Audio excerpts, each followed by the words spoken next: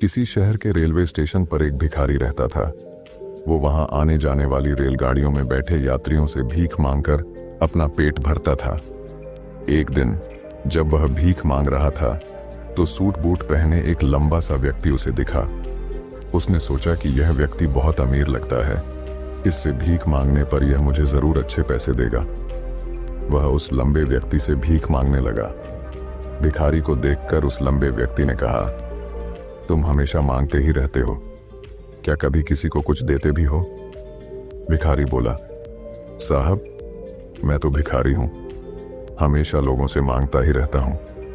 मेरी इतनी औकात कहां कि किसी को कुछ दे सकूं। लंबा व्यक्ति बोला, जब किसी को कुछ दे नहीं सकते तो तुम्हें मांगने का भी कोई हक नहीं है। मैं एक व्यापारी हूं और लेन देन में ही विश्वास करता हूं। अगर तुम्हारे पास मुझे कुछ देने को हो तभी मैं तुम्हें बदले में कुछ दे सकता हूं। इतना कहने के बाद वह लंबा आदमी ट्रेन में बैठकर चला गया। इधर भिखारी उसकी कही गई बात के बारे में सोचने लगा।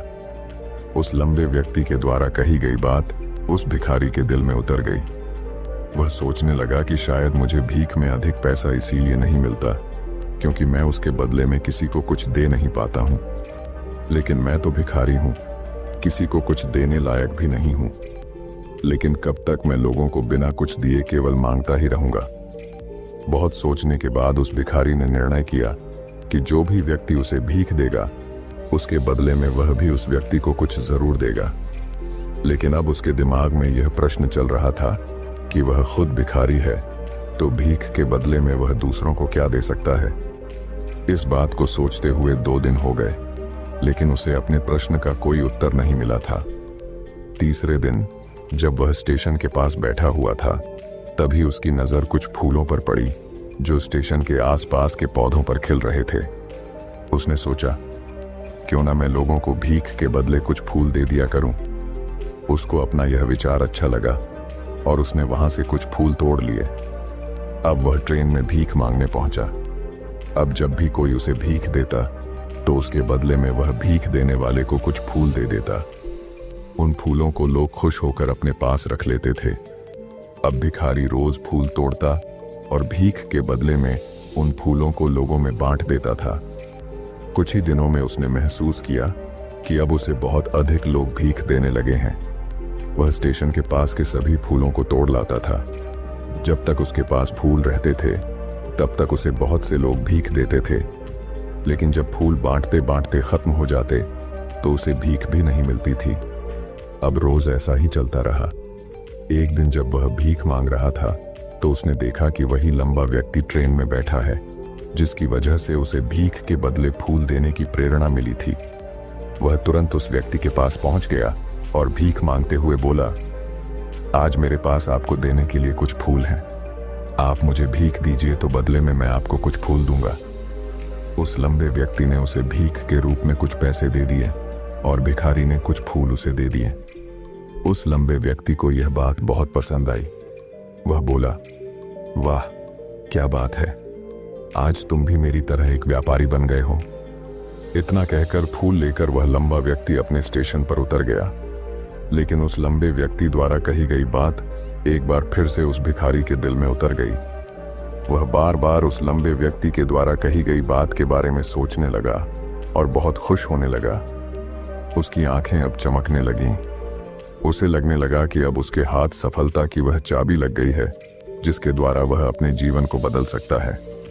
वह तुरंत ट्रेन से नीचे उतरा और उत्साहित होकर बहुत तेज आवाज में ऊपर आसमान की तरफ देखकर बोला, मैं भिखारी नहीं हूं, मैं तो एक व्यापारी हूं, मैं भी अमीर बन सकता हूं।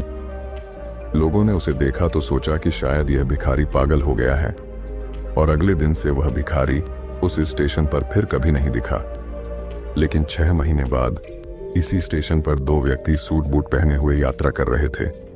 दोनों ने एक दूसरे को देखा तो उनमें से एक ने दूसरे से हाथ मिलाया और कहा, क्या आपने मुझे पहचाना? दूसरा व्यक्ति बोला, नहीं, क्योंकि मेरे हिसाब से हम लोग पहली बार मिल रहे हैं।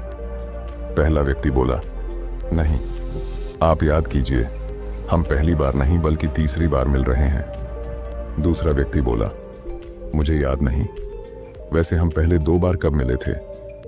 अब पहला व्यक्ति मुस्कुराया और बोला, हम पहले भी 2 बार इसी ट्रेन में मिले थे। मैं वही भिखारी हूं जिसको आपने पहली मुलाकात में बताया कि मुझे जीवन में क्या करना चाहिए, और दूसरी मुलाकात में बताया कि मैं वास्तव में कौन हूं। दूसरा व्यक्ति मुस्कुराया और अचंभित होते हुए बोला, ओ, याद आया, तुम वही भिखारी हो जिसे मैंने एक बार भीख देने से मना कर दिया था और दूसरी बार मैंने तुमसे कुछ फूल खरीदे थे। लेकिन आज तुम ये सूट बूट में कहाँ जा रहे हो और आजकल क्या कर रहे हो? तब पहला व्यक्ति बोला, हाँ, मैं वही भिखारी हूं, लेकिन आज मैं फूलों का एक बहुत बड़ा व्यापारी हूं और इसी व्यापार के काम से ही दूसरे शहर जा रहा हूं। कुछ देर रुकने के बाद वह फिर बोला, आपने मुझे पहली मुलाकात में प्रकृति का वह नियम बताया था जिसके अनुसार हमें तभी कुछ मिलता है जब हम कुछ देते हैं। लेन देन का यह नियम वास्तव में काम करता है। मैंने यह बहुत अच्छी तरह महसूस किया है, लेकिन मैं खुद को हमेशा भिखारी ही समझता रहा। इससे ऊपर उठकर मैंने कभी सोचा ही नहीं।